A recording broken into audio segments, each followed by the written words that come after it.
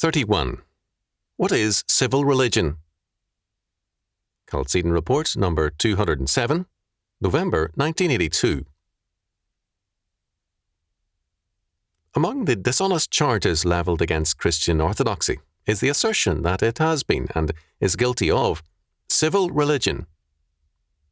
Even reputable historians are assuming as fact this very dishonest claim.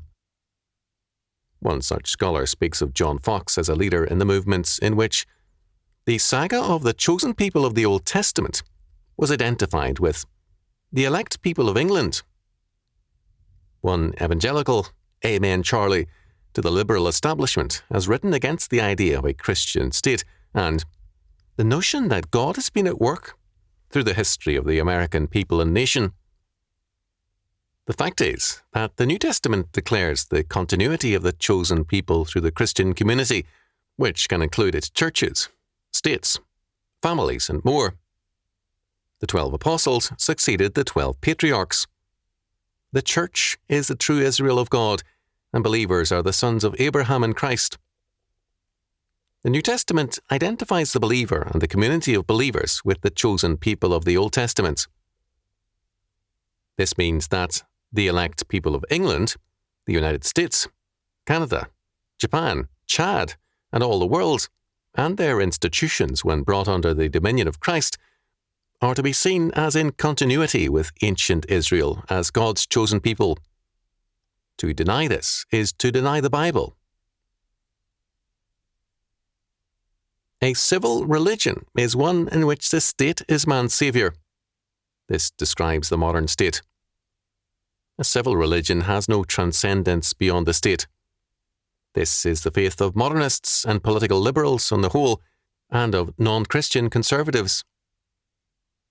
In a civil religion, there is no power over the national or world state, and this again describes the faith of those who change orthodoxy with civil religion. To deny the continuity of Christians with the chosen people of the Old Testament is to deny their salvation.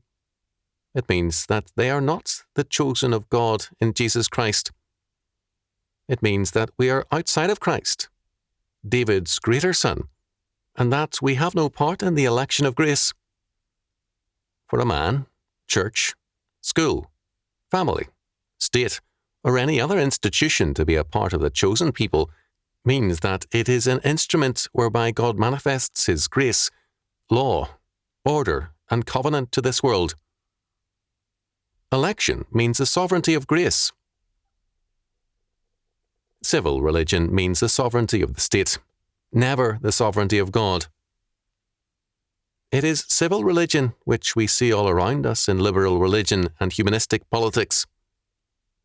M. Stanton Evans recently commented, with respect to our liberal churches, that they do not believe in mixing Christianity and politics, so they avoid Christianity altogether. This is civil religion.